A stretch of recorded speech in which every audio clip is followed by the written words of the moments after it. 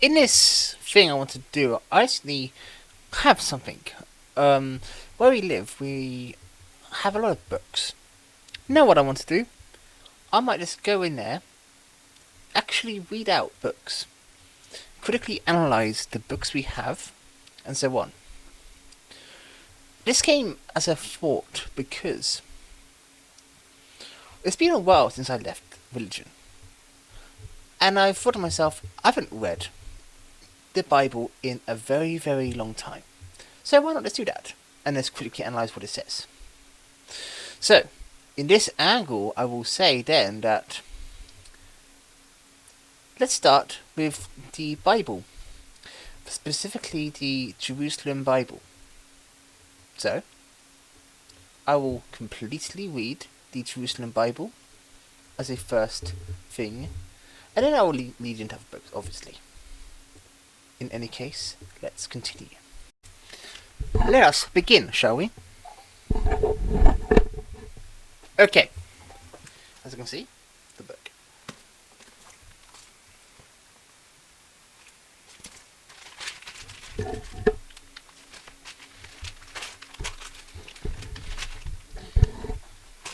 I'm not going to go through the editors forward, because that's not necessary. It's basically saying that biblical studies, yada yada yada.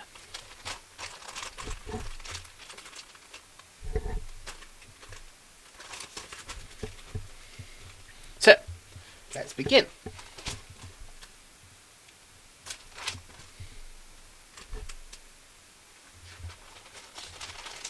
I'm going to ignore the commentaries they say in this for now because I want to cover my own analysis of it.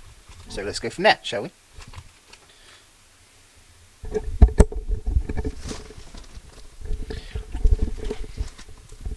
Genesis. The origin of the world and of all mankind. The creation and the fall. 1. First account of the creation. In the beginning, God created the heavens and earth. Now the earth was a formidable void. There was darkness over the deep, and God's spirit hovered over the water. As a creation narrative, it makes zero sense, and it was always the most unconvincing thing in the Bible for me. It still remains so, because there's many plot holes and errors with that mentality they have, and it really speaks out to be a outdated thing. God said, "Let there be light," and there was light. God saw the light was good, and God divided light from darkness. God called light day, and darkness he called night. Evening came, and the morning came, the first day. That's actually incorrect, because it again highlights how it's a very, very Iron Age mindset to think that logic, because the reality is it works the total opposite way, and it works a very different way entirely. Whatever. I just looked into the proper science of how planets operate and how things function. So that's neither here nor there in this topic, because I know these were never meant to be entirely scientific. Let's just look at what they're trying to say in this specifically. God said, "Let there be a vault in the waters to divide the waters into two," and it was so. God made the vault so it was divided, and it divided the waters above the vault from the waters under the vault. God called the vault heaven. Evening came, and morning came, the second day. This is what makes no sense to me about the Bible. Surely heaven would be first. That makes absolutely zero sense, at least in terms of planet creation. If you start from that, and it doesn't function that way, because planets need a external factor for it to work. The external factor affects the planet. Again, what am I doing? What am I doing? I'm just look at it realistically, shall we? God said, "Let the waters under heaven come together under a single mass, and let dry dry land appear, and it was so. God called the dry land earth, and the masses of water seas, and God saw that it was good. Okay, there's nothing necessarily wrong scientifically with this. Mass and the land and sea separating, that's normal. Whatever. God said, let the earth produce vegetation, seed-breeding plants, and fruit trees bearing fruit with their with their seed inside. And on earth, it was so. The earth produced vegetation, plants bearing the seeds in several kinds, and trees bearing fruit with their seed inside. God saw it was good. Evening came, and the morning came the third day. I'll just continue because it goes on. God said, let there be light in the vault of heaven to divide day from night. Okay, I'm going to intercept early for this one because this makes absolutely no sense. For night and day to exist in the first place, you would have needed this first. So, in this sense, the fourth day would have had to be the first day itself, because it doesn't illogical, highly illogical. And it was so. God made the two great lights of heaven shine on earth, and it was so. God, two lights of the greater light to govern the day and smaller to govern the night, and the stars. God set them into the vault of heaven to shine on earth, to govern the day, and the night was divided light from darkness. God saw that it was good. Evening came, and morning came the fourth day. I'm going to move on because that's obvious errors in that. Like, if you want to look at it scientifically, even someone with low intellect can figure that out. God said, let the waters teem with living creatures, and let birds fly above the earth. Fly above the earth within the vault of heaven. And so it was so. God created the great sea serpents and every kind of living creature, which was the water teem and every kind of winged creature. Okay, that's inherently disproven by default because a lot of the dynamics of how things actually happened was the nature of things went from sea life. No, that's incorrect. That's incorrect. Sorry, let's get this correct. Land, the sea, some remain on land, and then there was flight development.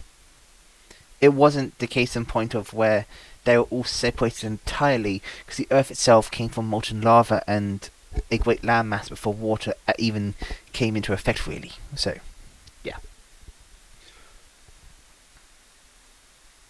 God saw it was good. God blessed them, saying, be fruitful, multiply, and fill the waters of the sea. God said, let the earth produce every kind of living creature, cattle, reptiles, and every kind of wild beast. And it was so. God made every kind of wild animal, every kind of cattle. Yeah, I'm showing you the point. The point of Genesis is clearly saying that God created everything, and God is above natural law. And this is, I think, a critical point to certain dynamics of how religious people look at things. Let's move on, shall we? Back to the thing. Still on Genesis 1.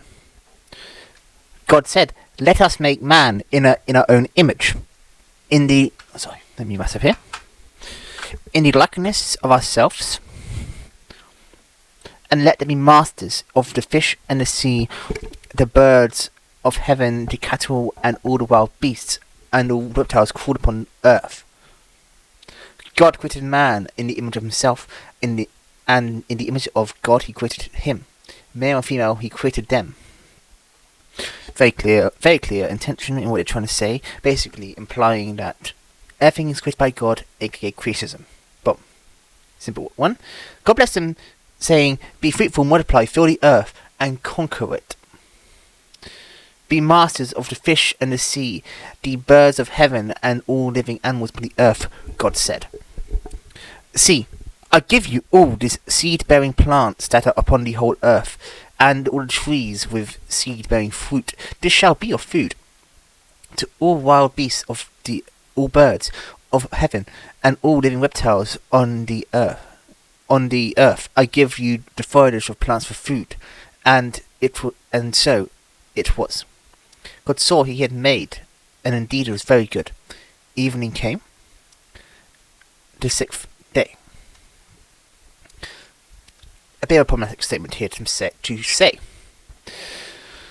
The linking to this then leads to the implication. Let me fix that in a second. Easy fix there. A major implication that is not good by itself. The implication is of supremacy. If you have an image of supremacy, that will then transfer to the religious believers later on, where they have a inherently more supremacist mindset to it. Next, we're moving on to what they class as Genesis 2 here in this one, and I'll see you in 2 seconds. Now, we are on to Genesis 2. What they classify as anyway. Again, it's just, okay, let's go this. At a time when Yahweh God made earth and heaven, there was as yet no wild bush on earth, nor had any wild plants yet sprung up, for Yahweh God had not sent rain on the earth. Again, this is why the whole Genesis account does make zero sense. Because how can you have wildlife, nature, seas, water without rain? You need rain for all of it. Otherwise, the plants will die. The animals will die. Everything will be dead before this.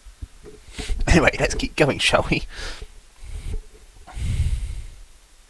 Nor was there any man to till the soil. However, a flood was rising from the earth and watering all the surface of the soil. Yahweh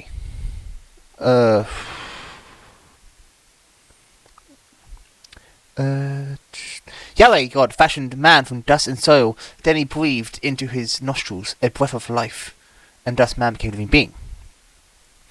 This is when they're talking about the second account of creation paradise, where it says in their book 2, thus heaven and earth were completed with the array on the 7th day. God completed his works he has been doing. He rested on the 7th day after all the work he had been doing.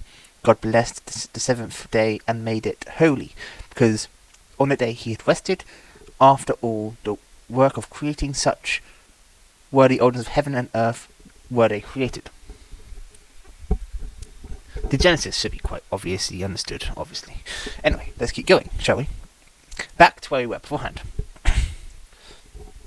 Yahweh God planted a garden in Eden, which is in the east. And there he put the man he had fashioned.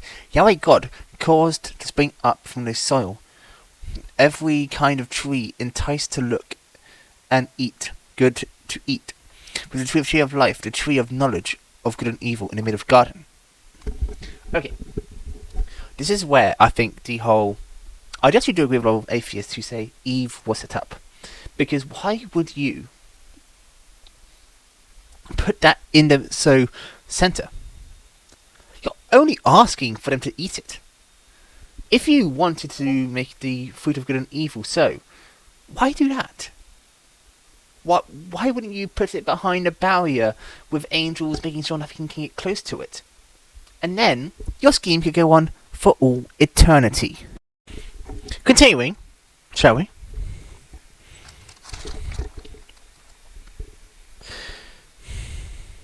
A river flooded from Eden to water the garden, and there it divided into 4 streams. Again, this shows how illiterate a lot of these writers were, because if too much water is in one area, it kills things. You may think They may have thought that that this would have been a good thing, that a massive influx of water suddenly there. But no, it would not help things. It would just kill everything. Because if you have too much of one thing in nature, it kills it. That includes floods. That's why if it floods too much, it kills everything. Anyway, back to the point. The first is named the Fison, and this encircles the whole land of Havala, where there is gold. The gold of this land is pure. Beryllium and onyx stone are found there. The second river is named Gihon, and this encircles the whole land of Kush.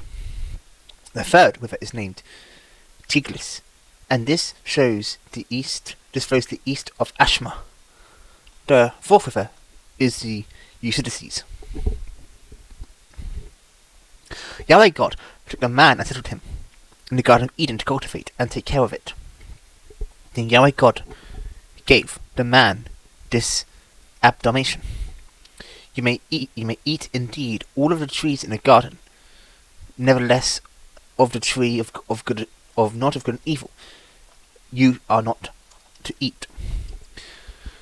This actually does have a thinking I have, in which how would a theory have a thought be having about this?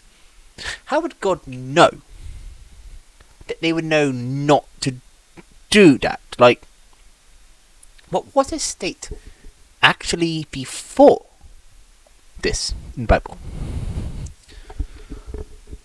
How would he know it's good or evil to do certain things? Of course, in the religious viewpoint. I'm not saying anything is necessarily true, by the way, but that's not the point. But how would God know that it's good or evil to say, don't do it, if they don't have any concept of good or evil in them?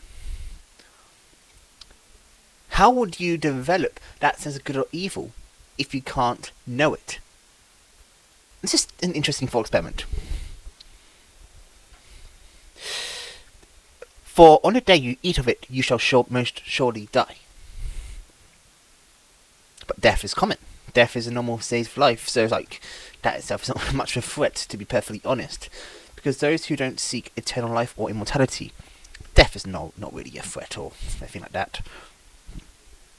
Yahweh God said, It is not good that the man should be alone. I will make him a helpmate. So, from the soil, Yahweh God fashioned all the wild beasts and all the wild birds of heaven, and he brought them to the man to see what he would call them. Each one was to bear the name the man would give it. The man gave names to all the cattle, all the birds of heaven, and all the wild beasts, but no helpmate suitable for man was found for him. So Yahweh God made the man fall into deep sleep, and while he slept, he took one of his ribs enclosed in his flesh. Yahweh God built the rib he had taken from man into a woman, and brought her to the man. I think this thing inherently is a problem for multiple different ways, because it highlights the point that it builds a inherent inequality in the sense of that women are to be helpmates or lesser than because they are created by men. And this is a issue because where you have issues of actual genuine cases of really, really traditional patriarchal stuff going on there, you have the same mindset going on, where women are inferior and men are superior by virtue. Anyway, let's continue. The man exclaimed, This is at last is bone of my bones and flesh for my flesh. This is to be called woman. I'm sorry, I can't take the Bible too seriously. It's a very silly document. For us to take from man, this is why man leaves his father and mother and joins himself to his wife. They now become one body. Now both of them were naked, the man and his wife, but they felt no shame in front of each other. But to be honest, you should not feel shame for being naked anyway, to be honest. If you're in a setting in which it's perfectly okay, or just a home. Like, even around family, to be honest, like, what hasn't family seen of you? Like, especially between that, if you raised children from young, you've seen them naked. It's like, nakedness is whatever. So there should be no shame of being naked. So I don't know. And of course, you all know what's going to come up next about the shame of nakedness and all that sort of thing, about awareness, yada yada yada. But I do not understand it. In any case, Genesis 3.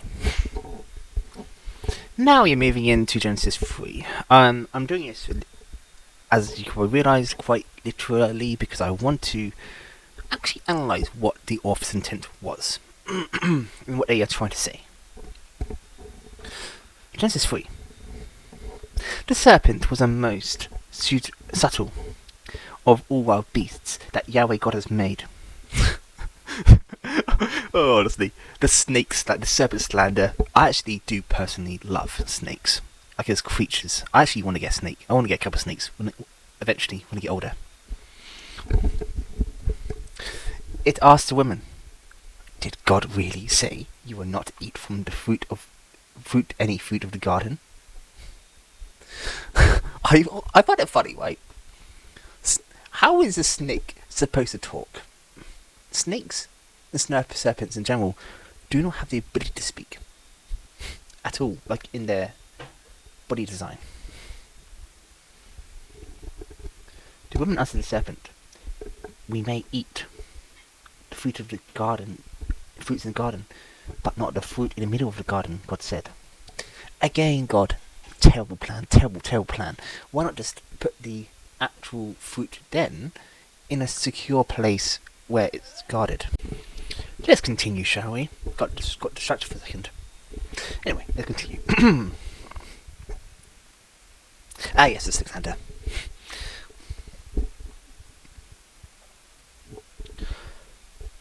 God said, "You must not eat it, nor touch it, under the pain of death." Like, seriously.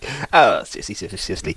If you are so paranoid about that goddamn tree, hide it with angel guardians. You're God, right? You can do anything you want, right? So why can't you ensure that they will never get access to the tree of fruit of good or evil? It's like, this is a silly subplot. This is like when, in modern stories, they don't actually cover much of the topics of rationality. They make it irrational, like people do stupid actions, and then it causes a mess when it could be entirely avoided. This is why I find it, again, a massive L for God, because you quite literally had the means and ability to stop anything going on there, and the Bible could have ended right here in Genesis 2 and 3. I'm not even joking. If God was a good God, in the sense of planning, Genesis 2 and 3 would be the end. It'd be the smallest document in the world, but as you all know, with all dramas, you need to add excitement and spice, do you not? I'm sorry to be so cynical, but seriously, this is a plot point that's so easily avoided. Anyway. Then the serpent said to the woman, "No, you will not die. God knows, in fact, that on the day you eat it, your eyes will be opened, and you will be like gods." You know what? I do agree with the serpent in this. Knowing good and evil means you can have your own autonomy and your own free will. I do agree with him on that. Oh, sorry, the serpent. There's no gender. No gender. I'm just saying that as a theory. Whatever. The woman saw that the tree was good to eat and please the eye, and it was desirable for the knowledge that it could give. So she took some of its fruit and ate it. I'm sorry, I'm just booking down a bit. I can't take this too seriously. It's a hilarious document. Anyway. She gave some also to her husband, who was with her, and he ate it. Then, in the eyes of both of them, they were opened, and they realized they were naked. They were So they sewed fig leaves together to make themselves long cloths. Again, what? Why are they so concerned about being naked? I do not understand. Especially if husband and wife, and I'm assuming they had sex or whatever. Why would you be concerned about their nakedness? There's no one else to enforce a purity culture rule yet. silly book. The man and his wife heard the voice of Yahweh God walking in the garden in the cool of the day, and they hid from Yahweh God amongst the trees of the garden. But Yahweh God called to the man. "Where are you?" he asked. "I heard the sound of you in the garden," he said. He replied, "I was afraid because I was naked, and so I hid." "Who told you you were naked?" I'm so sorry, I can't take it too seriously. He asked, Have you been eating of the tree I forbade you to eat?" The man replied, "It was a woman who put with me. She gave me the fruit and I ate it." Then Yahweh asked the woman, "What is it you have done?" The woman replied, "The serpent tempted me and I ate it." Then Yahweh God said to the serpent, "Because you have done this, be accursed beyond all cattle, all wild beasts. You shall crawl on the belly and eat dust. Every day of your life I will make you enemies of each other. You and a woman, your offspring and an offspring. It will crush your head, and you will strike its heel." To the woman he said, "I will multiply your pains in childbearing. You shall give birth to your children in pain. Your yearning shall be for your husband, yet he will lord it over you." To the man he said, "Because you listened to the voice of your wife and ate from the tree of which I forbade you to eat, accursed be the soul. Because of you, with sufferings, you shall get from the fruit of it." Of course. Of course. Blame the woman for wanting independence, right? Such a lovely message. And seriously, this is why I say it was set up in Genesis 3. Why on earth would you make it so that it's so accessible, so tempting, yet you basically drag it in there non-stop and then say like, no, can't have that. You're gonna die if you do that. Don't do that. Do you want to die? Seriously. God in our Bible is such a cunt. Anyway, I will end this video of the Bible reading here for now, and I will keep them in smaller segments as I do them like this. The next part will be continuing Genesis 3 and going forward.